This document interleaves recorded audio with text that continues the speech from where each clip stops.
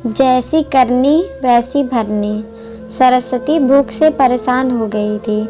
सुबह में मालती ने उसको खाने के लिए कुछ भी नहीं दिया, क्योंकि सुबह नाश्ते में उसने आलू के पराठे बनाए थे और जब वह अभी ख़त्म हो गए थे, इसलिए सरस्वती दोपहर के खाने की राह देख रही थी। पर मालती ने सुबह पेट भर के नाश्ता किया था, इसलिए वो दोपहर का खाना नहीं बनाने वाली थी। अत्यंत भूख से परेशान हो रही सरस्वती मालती के पास गई और बोली, बहू, मुझे बहुत ज़ोरों से भूख लगी है, खाने के लिए कुछ भी दे दे। सरस्वती का कहना सुनकर मालती मुंह टेढ़ा करके बोली, दिन भर सिर्फ आपको भूख ही लगी रहती है, दूसरा तो कुछ भी काम नहीं रहता आपको। उस टेबल पर चने रखे हैं, वही खाकर पानी पी के सो जाओ। आज दोपहर को मैं मेरी फ्रेंड के साथ बाहर जाने वाली हूँ, इसलिए खाना तो रात को ही बनाऊंगी। यह सुनकर सरस्वती का मन उदास हो गया। फिर सरस्वती धीरे से बोली, तू कहे तो मैं खुद के लिए कुछ बना लूँ। मालती गुस्से से बोली, एक व्यक्ति के लिए खाना बनाओगी क्या? आप सोचकर मालती किचन में गई और उसने फ्रिज में रखे हुए बासी चावल निकाले।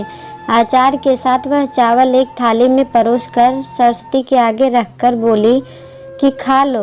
ऐसा कहकर पर्स लेकर मालती घर के बाहर चली गई। चावल फ्रिज में रखे थे, तभी भी वह खराब हो गए थे। उसने गंदी बदबू आ रही थी।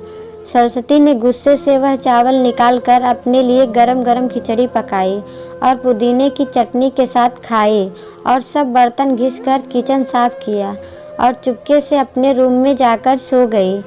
मालती ने भले ही खाना पकाने से मना किया था, पर यह घर उसका भी था और वह खुद का खाना खुद बना सकती है। दूसरे दिन सुबह सरस्वती अपने रूम में बैठी थी। उतने में उसका बेटा रमेश उधर आया और बोला, माँ, आजकल महंगाई बहुत बढ़ गई है, मुझे घर खर्च चलाना भी बहुत कठिन हो रहा है, ऊपर से पापा की 13वीं पर भी बहुत खर्च हुआ। माँ, मैं सोच रहा था कि एक रूम किराए पर दिया जाए, घर का किराया आने पर घर खर्च में थोड़ी मदद होगी। सरस्वती बोली, बेटा, तुझे जो ठीक लगेगा तू वही कर। उसके बाद रमेश गला साफ करते हुए बोला, माँ, तेरा रूम खाली कर दे और नीचे के छोटे रूम में शिफ्ट हो जा। उस छोटे रूम में टॉयलेट और बाथरूम नहीं है तो उसे कोई किराए पर नहीं लेगा। सरस्वती चौंक गई और बोली, पर वह रूम छोटा है और वो तो स्टोर रूम है, मैं उधर रहूँगी तो टॉयलेट बाथरूम कैसे जाऊँगी? रमेश बोला, माँ, तू आंगन के टॉयलेट में जाया कर, तू तो घर ही रहती है ना। जिसको हम रूम किराए पर देने वाले हैं उसको तो सारी सुख सुविधा तो चाहिए ना। वैसे भी यह रूम भी बहुत बड़ा है, पापा के जाने के बाद तुझे इतने बड़े रूम की क्या ज़रूरत है? सरस्वती कुछ क्षण शांत रही और सोचने के बाद बोली, टेरेस पर जो रूम है वह भी हम किराए पर दे सकते हैं, उस रूम में सब सुख सुविधाएं हैं। उस पर रमेश बोला, नहीं माँ, वह रूम हम किराए पर नहीं दे सकते, वह अपने मेहमानों के लिए रखा है। मुझे तो अच्छे से पता है कि मालती के मायके वालों का आना जाना चालू रहता है, इसलिए एक्स्ट्रा रूम मेहमानों के लिए रखना पड़ेगा। सरस्वती अब समझ गई थी कि बेटे ने तो उसका ही रूम किराए पर देने का निर्णय लिया है, क्योंकि वह बुढ़ापे में बेटे और बहू पर आश्रित थी। इसलिए रमेश ने जो कहा उस पर सरस्वती ने ज़्यादा विरोध नहीं किया। उसने अपना थोड़ा सामान लिया और छोटे रूम में शिफ्ट हो गई। उधर पुराने छोटे रूम में उसका जी घुट रहा था, तब भी वहाँ उस रूम में दिन काट रही थी। नया किराएदार आया था, सब पहले जैसा चल रहा था। घर में आए हुए किराएदार का नाम अशोक था, एक एनजीओ में काम करता था। वह हर रोज़ मालती और रमेश सरस्वती के साथ कैसा सलूक करते थे वह देखता था। वह देखकर उसको बहुत बुरा लगता था। धीरे धीरे सरस्वती अशोक को अपने बेटे जैसा मानने लगी। अशोक भी आते जाते सरस्वती का हालचाल पूछा करता था और उसका ख्याल रखता था। रमेश और मालती को सरस्वती से कुछ लेना देना नहीं था। मालती बचा हुआ खाना उसके थाली में रखकर जाती और बेटा तो उसके तरफ देखता भी नहीं था। सरस्वती तो पहले ही समझ चुकी थी कि उसका बेटा अब पहले जैसा नहीं रहा, वह बदल गया है। फिर भी वो आंखें बंद करके किसी पालतू पशु जैसी घर में रहती थी, क्योंकि बुढ़ापे में उसको दूसरा किसी का सहारा नहीं था। रोटी के 2 टुकड़ों के लिए उसको उनके सहारे रहना पड़ रहा था। कभी कभी सरस्वती को बहुत रोना आता था। सरस्वती अशोक को अपने मन की बातें बताने लगी। उनके पति की मौत बेटे की लापरवाही से हुई थी, पर वो ज़्यादा नहीं बोल पा रही थी। जब पति का काम पर जाते थे तब घर में हम दोनों को बहुत मान सम्मान मिलता था। जब वह काम करने में असमर्थ हो गए तब रमेश को उन्होंने घर खर्च में मदद किया कर ऐसा कहा। यह बातें रमेश के मन को बहुत लगी।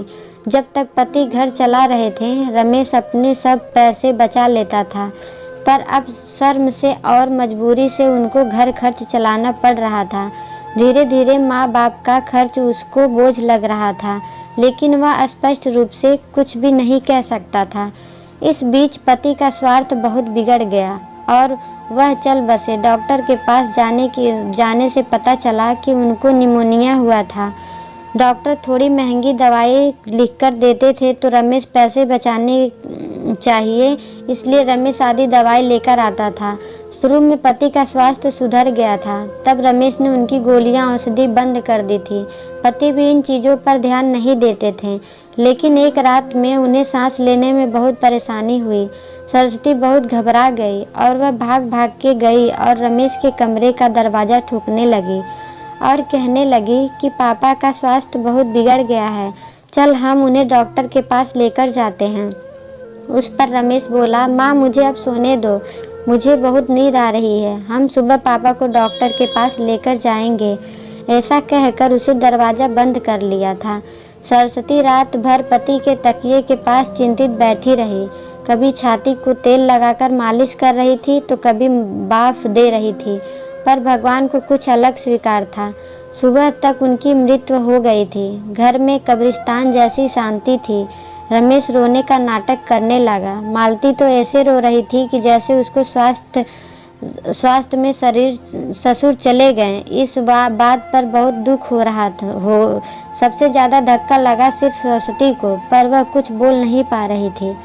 सरस्वती की आंखों से अश्रु आ रहे थे और उसके ओठ पत्थर कांप रहे थे, जैसे कि वो कहना चाहती हो कि अब एल रोने का नाटक क्यों कर रहे हो, मेरे पति की मौत के आप दोनों जवाबदार हो। पर वह कुछ बोल नहीं पाई।